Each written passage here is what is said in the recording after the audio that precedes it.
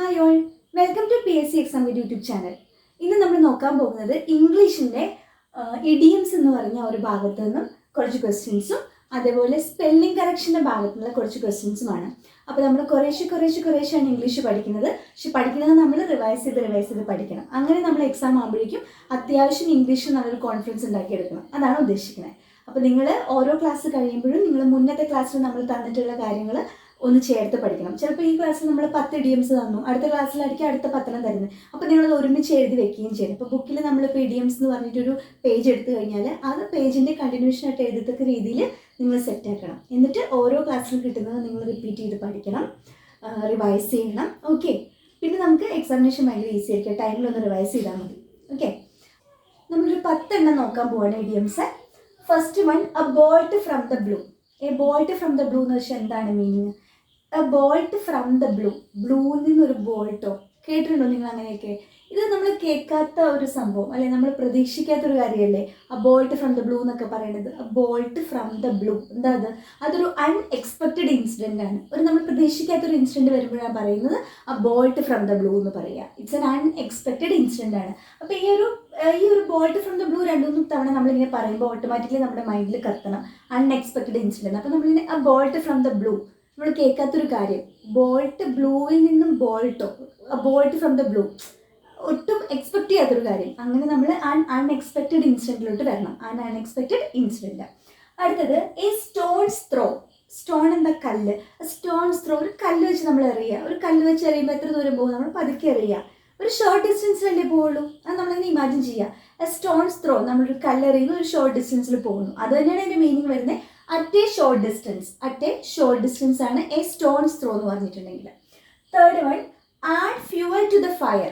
അതിൻ്റെ മീനിങ് കിട്ടിയാൽ നമുക്ക് ആ ഒരു ഇംഗ്ലീഷ് വേർഡ്സിൻ്റെ മീനിങ് എടുത്താൽ തന്നെ നമുക്ക് എന്താണെന്ന് മനസ്സിലാവും. ആഡ് ഫ്യൂവൽ എന്താണ്? ഫ്യൂവൽ ആഡ് ചെയ്യാണ്. ഫ്യൂവൽ എന്ന് വെച്ചാൽ ഇന്ധനം ഒഴിക്കുകയാണ്. എങ്ങോട്ട്? To the fire. തീയിലോട്ട് ഇന്ധനം ഒഴിച്ചാൽ എന്ത് പറ്റും? തീയിലോട്ട് എണ്ണ ഒഴിച്ചാൽ എന്ത് പറ്റും? തീ ആളിക്കത്തും. അതായത് എരുതിയിൽ എണ്ണ ഒഴിക്കുക എന്ന് പറഞ്ഞ സംഭവമാണ് add fuel to the fire. ഫയറിലോട്ട് നമ്മൾ ഫ്യൂവൽ വീണ്ടും ഒഴിച്ചുകൊണ്ടിരിക്കുന്നു, തീയിലോട്ട് അല്ലേ, എരുതിയിലോട്ട് എണ്ണ ഒഴിച്ചുകൊണ്ടിരിക്കുന്നു. അതാണ് add fuel to the fire. അതായത് ടു വേഴ്സൺ എ സിറ്റുവേഷൻ. എരുതിയിൽ എണ്ണ ഒഴിക്കുക എന്ന് വെച്ചാൽ എന്താ? എഴുതിയിൽ എണ്ണ ഒഴിക്കാൻ നമ്മൾ പറയുമ്പോഴും അതിൻ്റെ ഒരു ഇൻറ്റേർണൽ മീനിങ് ഉണ്ട്. എന്താ അത്? ഇപ്പോൾ ഒരു പ്രശ്നം നടക്കുകയാണ്, ആ പ്രശ്നം കുറച്ചും കൂടെ വഷളാക്കുക അല്ലെ. രണ്ടുപേരും തമ്മിൽ വഴക്കുണ്ടാക്കുമ്പം മൂന്നാമത്തെ ആൾ ചെന്നിട്ട് ആദ്യം ഒരാളുടെ അടുത്ത് കുറച്ചും കൂടെ കാര്യങ്ങളൊക്കെ പറഞ്ഞു കൊടുത്തു കഴിഞ്ഞാൽ പ്രശ്നത്തിന് ആ വഴക്കിനെ കുറച്ചും കൂടെ വേഴ്സാക്കുക എന്ന് പറയില്ല. അതാണ് എഴുതിയിൽ എണ്ണ ഒഴിക്കുക. അപ്പോൾ to worsen a situation. Okay, next one, against the clock. Against the clock, നമ്മളെല്ലാവരും ക്ലോക്കിനനുസരിച്ചാണ് മൂവ് ചെയ്യുന്നത് അല്ലെ. ക്ലോക്കിൻ്റെ ടൈം നോക്കി നമ്മുടെ കാര്യങ്ങൾ പോകും. ഇവിടെ എഗെയിൻസ്റ്റ് ദ ക്ലോക്കാണ് എന്ന് പറഞ്ഞാൽ എന്താ? നമ്മൾ തലകുത്തി നിന്ന് നമ്മൾ പണിയെടുക്കേണ്ടി വരും ക്ലോക്കിന് എഗെയിൻസ്റ്റ് പോകണമെന്നുണ്ടെങ്കിൽ അല്ലേ. അതേപോലെ തന്നെയാണ് നമ്മൾ വളരെ പെട്ടെന്ന്, ഇപ്പം നമുക്ക് ഒരുപാട് ടാസ്ക് ഉണ്ട്, ഒരു ഡെഡ് ലൈൻ കിട്ടിയിട്ടുണ്ട്, ഇപ്പം ഇന്ന് 10 മണിക്ക് മുന്നേ ഇത് തീർത്തിരിക്കണം എന്ന് പറയാം. നമ്മൾ ചിലപ്പോൾ അങ്ങനെ ചെയ്യുന്നു, ഇങ്ങനെ ചെയ്യുന്നു, നമ്മൾ തിരക്ക് പിടിച്ച് ചെയ്യുന്നു, ചിലപ്പോൾ തലകുത്തി നിന്ന് വർക്ക് ചെയ്യുക എന്നൊക്കെ പറയില്ലേ. എന്തിനു വേണ്ടിയിട്ടാണ്? എത്രയും പെട്ടെന്ന് ആ വർക്ക് തീർത്ത് ഡെഡ് ലൈനും ഇല്ല വർക്ക് തീർക്കാൻ വേണ്ടിയിട്ട്. അതാണ് എഗെയിൻസ്റ്റ് ദ ക്ലോക്കിൻ്റെ meaning. As fast as possible before a deadline. ഒരു ഡെഡ് ലൈനിന് മുന്നേ എത്രയും വേഗം തീർക്കുക എന്നുള്ളതാണ് ഉദ്ദേശിക്കുന്നത്. അതാണ് as fast as possible before a deadline. അതാണ് എന്ത്? എഗെയിൻസ്റ്റ് ദ ക്ലോക്ക് എന്ന് പറയുന്നത്. Next one, at the 11th hour. At the 11th hour. 11th hour എന്ന് വെച്ചാൽ എന്താ? 11ാമത്തെ മണിക്കൂറിൽ. അതെന്ന് പറഞ്ഞാൽ ആ ഒരു മുഹൂർത്തത്തിലൊക്കെ നമ്മൾ പറയില്ലേ, അറ്റ് ദ ലാസ്റ്റ് മൊമെൻറ്റ്. ആ ലാസ്റ്റ് മൊമെൻറ്റിലായിരിക്കും ചില കാര്യങ്ങളൊക്കെ ചെയ്യുക. ഏറ്റവും ലാസ്റ്റ് മൊമെൻറ്റിൽ കൊണ്ടുപോയിട്ടായിരിക്കും പലപ്പോഴും പല കാര്യങ്ങളും ഹറി ബറിയിൽ ആൾക്കാർ ചെയ്യുന്നത്. അപ്പോൾ നമ്മൾ പറയില്ലേ ലാസ്റ്റ് മുഹൂർത്തത്തിലാണ് അവനത് ചെയ്യുന്നതെന്ന് പറയില്ലേ. ഇത് തന്നെയാണ് അറ്റ് ദ 11th hour എന്ന് പറഞ്ഞാൽ ആ ഒരു അറ്റ് ദ ലാസ്റ്റ് മൊമെൻറ്റ് എന്നുള്ള meaning. Okay, at 6s and 7s. 6s ആണോ 7s ആണോ? എന്താ 6 എന്ന് പറഞ്ഞാൽ എന്താ? 6, 7, 7, 6 7 അല്ലെങ്കിൽ 6, 7 എന്തൊക്കെ പറയുന്നത് അല്ലേ. അറ്റ് 6s and 7s പറഞ്ഞാൽ ആകെ കൂടെ ഒരു ഡിസോർഡറാണ് നമുക്ക് ഫീൽ ചെയ്യുക. അതായത് അലങ്കോലപ്പെടുത്തുക എന്നൊക്കെ പറയില്ലേ. ഇൻ അട്ടർ ഡിസോർഡർ, ഭയങ്കര ഡിസോർഡറാണ് 6s and 7s പറഞ്ഞാൽ. ഇൻ അട്ടർ ഡിസോർഡർ, അതായത് അലങ്കോലപ്പെടുത്തുക. അപ്പോൾ ഇത്രയൊന്ന് പറഞ്ഞു നോക്കാം. ഞാൻ ഇവിടുന്ന് പറയും, നിങ്ങൾക്ക് ഇവിടെ കിട്ടുന്നുണ്ടോ നോക്കണേ. അൺഎക്സ്പെക്റ്റഡ് ഇൻസിഡൻറ്റിൽ നമ്മൾ എന്ത് ഇടിയമാണ് പഠിച്ചത്? ഒരു അൺഎക്സ്പെക്റ്റഡ് ആയ incident, bolt from the blue. At a short distance, ഒരു ഷോർട്ട് ഡിസ്റ്റൻസിൽ എന്താണ്? ഒരു കല്ലെറിയാണ് അല്ലേ. A stones throw. To worsen a situation. എഴുതിയിൽ എണ്ണ ഒഴിക്കുക. Add fuel to the fire. As fast as possible before a deadline. തലകുത്തി നിന്ന് പണിയെടുക്കുക. ക്ലോക്കിന് against the clock. At last moment, ആ മുഹൂർത്തത്തിൽ എന്ന് പറയുന്നത് എന്താണ്? 11th hour ആണ്. 11th hour, at the 11th hour. In utter situation എന്ന് പറഞ്ഞു കഴിഞ്ഞാൽ മൊത്തത്തിൽ ഒരു അലങ്കോലമായ ഒരു സംഭവം. എന്താണ്, 6s ആണോ 7s ആണോ എന്നുള്ളൊരു കൺഫ്യൂഷൻ എന്ന് പറഞ്ഞു വേണം. At 6s and 7s. അടുത്തത് ബൈറ്റ് യുവർ ടങ്. നാക്ക് കടിച്ചു പിടിക്കാന്ന് തോന്നി എന്താ, നമ്മൾ എന്തെങ്കിലും പറയാൻ വന്നു, പെട്ടെന്ന് നമ്മളെ തന്നെ കൺട്രോൾ ചെയ്യാൻ വേണ്ടി നാക്ക് കടിച്ച് നമ്മളിവിടെ നിർത്തുക എന്ന് പറഞ്ഞു വേണം. നമ്മുടെ സംസാരത്തിന് നമ്മളിവിടെ സ്റ്റോപ്പ് ചെയ്യുന്നതിനെയാണ് എന്താ പറയുക, bite your tongue. To avoid talking ഒഴിവാക്കാൻ വേണ്ടിയിട്ട്, അതാണ് ബൈറ്റ് യുവർ ടങ് എന്ന് പറയാം. Next one, burn one's fingers. ഒരാളുടെ വിരലുകൾ കത്തിക്കുക എന്ന് പറഞ്ഞാൽ ആരെങ്കിലും സ്വയം വിരൽ കത്തിക്കോ? അതായത് സ്വയം നമ്മളൊരു അബദ്ധത്തിൽ ചെന്ന് ചാടുന്നതിനാണ് get oneself into trouble. നമ്മളായിട്ട് ഒരു അബദ്ധത്തിൽ പോയി ചാടുന്നതിനെയാണ് എന്ത് പറയുന്നത്, ബേൺ വൺസ് ഫിംഗേഴ്സ് എന്ന് പറയുന്നത്. ബേൺ വൺസ് ഫിംഗേഴ്സ് എന്ന് പറഞ്ഞാൽ get oneself into trouble. Next one, call a spade and spade. Call a spade and spade.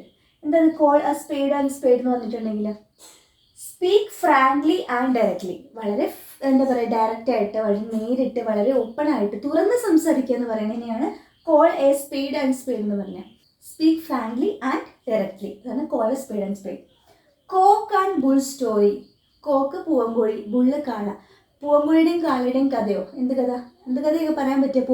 പൂവൻകോഴി മുട്ടയിട്ടെന്ന് പറഞ്ഞാൽ ആരും വിശ്വസിക്കുമോ? കാളയ്ക്ക് കുഞ്ഞുണ്ടായി, കാള പ്രസവിച്ചു എന്ന് പറഞ്ഞ് വിശ്വസിക്കുമോ? വിശ്വസിക്കാനാവാത്ത കഥകൾ ഇവരെ പറ്റിയിട്ടൊക്കെ നാട്ടിൽ പറയാറുണ്ട് അല്ലേ, പൂവൻകോഴി മുട്ടയിട്ട് എന്നൊക്കെ പറയാറുണ്ട്. അതന്നെയാണ് സംഭവം. കോക്ക് ആൻഡ് ബുൾ സ്റ്റോറി എന്ന് പറഞ്ഞാൽ അൺബിലീവബിൾ ടെയിലാണ്. നമ്മൾ വിശ്വസിക്കാൻ പറ്റാത്ത കഥയ്ക്കാണ് കോക്ക് ആൻഡ് ബുൾ സ്റ്റോറി എന്ന് പറയുന്നത്. അപ്പോൾ ഈ 10 എണ്ണം ഇപ്പം തന്നെ നിങ്ങൾ പഠിച്ചില്ലേ? അപ്പോൾ നിങ്ങൾ ഇപ്പം തന്നെ കിട്ടേണ്ടതെന്ന് പറഞ്ഞു നോക്കുക. ഓക്കെ, എന്നിട്ട് ഇത് എഴുതിയെടുത്ത് നാളെയോ മറ്റന്നാളോ ഒക്കെ വീണ്ടും റിവൈസ് ചെയ്യുക. അപ്പോഴേക്കും ഇത്രയും കാര്യങ്ങൾ ഉറയ്ക്കും.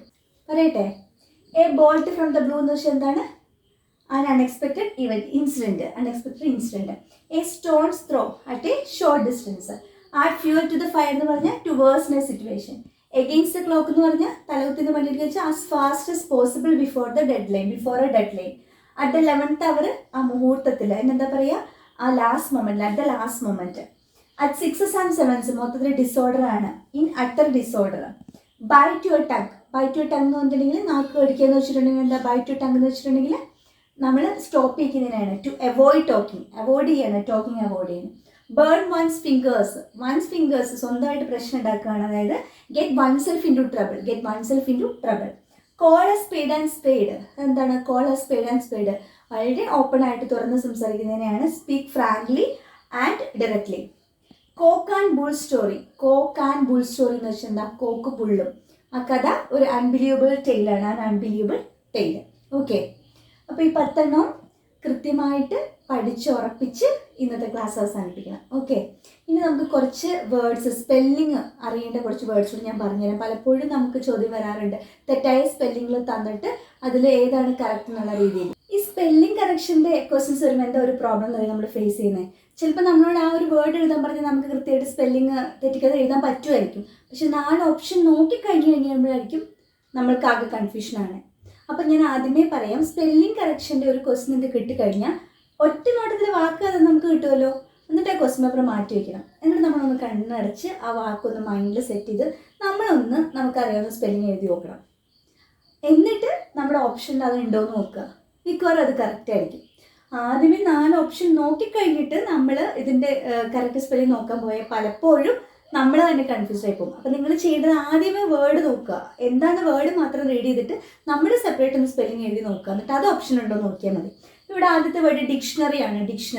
ഡിക്ഷണറിയുടെ സ്പെല്ലിംഗ് എന്താ നിങ്ങൾ ഇവിടെ നോക്കാണ്ടെന്ന് പറഞ്ഞ് ഞാൻ ഇവിടെ എഴുതുന്ന പോലെ ഡിക്ഷണറി, DICT ഡിക്ഷണറി. ഇവിടെ ഒരു I ഉണ്ട്, DICTIONARY. ഇതാണ് ഡിക്ഷണറി എന്ന് പറയുന്നത്. ഡിക്ഷണറി DICTIONARY ആണ് ഡിക്ഷണറി.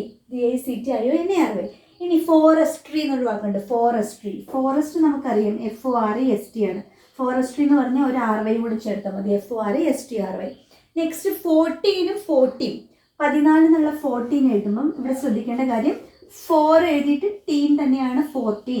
പക്ഷേ 40ക്കാണ് വ്യത്യാസം. ഇത് പലപ്പോഴും പലതും തെറ്റിക്കുന്ന സിമ്പിളായിട്ടൊരു മിസ്റ്റേക്കാണ്. 40 വരുമ്പോൾ FOUR ഇല്ല, FORTY ആണ് 40. ഇനി ജീനിയസിൻ്റെ സ്പെല്ലിംഗ് എന്താ? ജീനിയസ് NI കഴിഞ്ഞിട്ട് OUS ആണോ US ആണോ OS ആണോ നമുക്ക് കൺഫ്യൂഷൻ വരാം. ഓർത്തൊള്ളണം, ജീനിയസ് ഇത്രയേ ഉള്ളൂ, അവിടെ ഒന്നുമില്ല. ജീനിയസ്, ജീനിയസ് എന്ന് ഓർത്താൽ മതി. ജീനിയസ് ജീനി ആസ് ജീനിയസ്. ഓക്കെ, അടുത്തത് ഗവർണർ. ഗവർണറിന്റെ സ്പെല്ലിംഗ് എന്താ? ഗവേൺ. ഗവേൺ ചെയ്യുന്ന പറയുമ്പോൾ GOVERN, ഗവേൺ. ഗവർണർ. അടുത്തതാണ് തെറ്റിക്കുന്നത്, പലരും ER കൊടുക്കാറുണ്ട്, പക്ഷേ ER അല്ല, OR ആണ് ഗവർണർക്ക്. GOVERNOR, governor. ഗ്രാമർ. ഗ്രാമറും കോമൺ ആയിട്ട് തെറ്റിക്കുന്ന മിസ്റ്റേക്ക് ഉണ്ട്. ഗ്രാമർ. ഗ്രാമർ 2 M ഉണ്ട്, ചിലപ്പോൾ അത് ഒരു M ആണെന്ന് വിചാരിക്കരുത്, 2 M ഉണ്ട്. ഗ്രാമർ. ഇനി എന്താ, ER ആണോ AR ആണോ? ഗ്രാമർ എന്ന് പറഞ്ഞിട്ട് പലരും ER കൊടുക്കും, തെറ്റിക്കും. അല്ല, ഗ്രാമർ ആണ്. ഗ്രാമർ ആണ്, അവിടെ AR ആണ്. ഓക്കെ, ഇനി ഗ്രീവൻസ്. ഗ്രീവൻസ്. ഗ്രീവൻസ് എന്ന് പറഞ്ഞാൽ എന്താണ്? ഗ്രീവൻസ് നമ്മുടെ ദുഃഖം രേഖപ്പെടുത്തുന്നതിനൊക്കെ നമ്മൾ ഗ്രീവൻസ് എന്ന് പറയും അല്ലേ? ഗ്രീവ്, GRIEV വരെ ഗ്രീവ് എന്ന് വന്നു. ഗ്രീവൻസ് VE ആണോ VA ആണെന്നായിരിക്കും ഡൗട്ട് വരുന്നത്. ഗ്രീവൻസ് എടുത്തിട്ട് VE കൊടുക്കരുത്, ഗ്രീവൻസ് ആണ്. GRIEVANC ആണ് ഗ്രീവൻസ്. ഇതാണ് കറക്റ്റ് സ്പെല്ലിങ്, ഗ്രീവൻസ്. അടുത്തത് gymnasium. Gym. Gym GYM, gym. ഇനിയാണ് തെറ്റിക്കാൻ സാധ്യത. ജിംനേഷ്യം. നേഷ്യം GYMNNA ഉണ്ട്. Gymnasium SIUM. GYMNASIUM. ഇതാണ് ജിംനേഷ്യത്തിൻ്റെ സ്പെല്ലിങ്. അടുത്തത് ഫുൾഫിൽ. ഫുൾഫിൽ എന്ന് പറഞ്ഞാൽ എന്താ? ഫുൾഫിൽ എന്ന് പറഞ്ഞാൽ പലരും FULL ഫുൾ എന്ന് കൊടുക്കും, പക്ഷേ ഇല്ല, ഒരല്ലേ ഉള്ളൂ. ഫില്ലിന് 2 L ഉണ്ട്, അതാണ് അവിടെ തെറ്റിക്കാൻ സാധ്യത. FUL FILL ആണ് ഫുൾഫില്ല്. അപ്പോൾ ഇത്രയും വേർഡ്സ്, ഈ 10 വേർഡ്സ് നിങ്ങൾ തന്നെ ഒന്ന് എഴുതി നോക്കുക. ഗവർണർ എഴുതി നോക്കുക. ഗവർണർ എഴുതി നോക്കുക. GOVERN, ഗവേൺ വരെ കറക്റ്റ് ആയിരിക്കും. പിന്നെ ER ആണ് ഗവർണർക്ക്. അതുപോലെ 40 എന്ന് പറയുമ്പോൾ FORTY ഉള്ളൂ. 14 ആകുമ്പോൾ FOURTEN ഉണ്ട്. ഗ്രിവൻസ് എന്ന് പറഞ്ഞാൽ GRIEV കഴിഞ്ഞിട്ട് E അല്ല, ഗ്രിവൻസ് എന്നുള്ള രീതിയിൽ VA ആയിരിക്കും. VANC ആണ്. ഗ്രാമർ ആകുമ്പോൾ GRAMM, ER അല്ല, AR ആണ് ഗ്രാമർ. പിന്നെ ഡിക്ഷണറി DICTIONARY ആണ്. IONARY ആണ്. Forestry FORESTRY. അതുപോലെ ജീനിയസ് ജീനി GENA, ദെൻ USA ഉള്ളൂ. GENA US ആണ് ജീനിയസ്.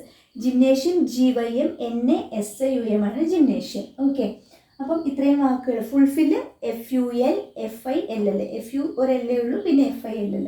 ഇത്രയും 10 വാക്കുകളൂടെ പഠിക്കുക. അപ്പോൾ 10 ഇഡിയംസും 10 സ്പെല്ലിങ്ങുമാണ് ഇപ്പോൾ ഞാൻ തരുന്ന ഒരു ഷോർട്ട് ക്ലാസ്സാണ് തരുന്നത്. ഇതേപോലെ ഡിഫറെൻറ്റ് ക്ലാസ്സസിലായിട്ട് നമുക്ക് വൊക്കാബുലറി നമ്മൾ ഒരുപാട് പഠിച്ചു പോയാൽ നമ്മളിപ്പോൾ കൺഫ്യൂസ് ആവും. പക്ഷെ പഠിക്കണത് ഉറപ്പിച്ച് പഠിക്കുക. ഇനി നമ്മൾ ഇത്രയും കാര്യങ്ങൾ തെറ്റിക്കില്ല, അങ്ങനെ ഉറപ്പിച്ച് വേണം പഠിക്കാനായിട്ട്. അപ്പോൾ നമുക്ക് അടുത്ത ക്ലാസ്സിൽ വീണ്ടും കൂടുതൽ ടോപ്പിക്സ് ഇൻക്ലൂഡ് ചെയ്ത് നിങ്ങൾക്ക് തരുന്നതായിരിക്കും. 10 ഇഡിയംസും 10 സ്പെല്ലിംഗ് കറക്ഷനുമാണ് നമ്മൾ ഇന്ന് നോക്കിയത്. ബാക്കി നമുക്ക് അടുത്ത ക്ലാസ്സിൽ പഠിക്കാം. നിങ്ങൾക്ക് ഈ ഒരു ക്ലാസ് ഇഷ്ടപ്പെട്ടു, ഉപകാരപ്പെട്ടു എന്നുണ്ടെങ്കിൽ തീർച്ചയായിട്ടും നിങ്ങൾ ലൈക്ക് ചെയ്യണം, നിങ്ങളുടെ ഫ്രണ്ട്സിന് പരമാവധി ഷെയർ ചെയ്യണം, സബ്സ്ക്രൈബ് ചെയ്യാതെ കാണുന്നത് സബ്സ്ക്രൈബ് ചെയ്യണം, ബെൽ ബട്ടൺ ക്ലിക്ക് ചെയ്യണം. നിങ്ങളുടെ വിലപ്പെട്ട സജഷൻസ്, കമൻസ് ഒക്കെ അറിയിക്കുക. ഓക്കെ, നമുക്ക് വീണ്ടും കാണാം. അതുവരേക്കും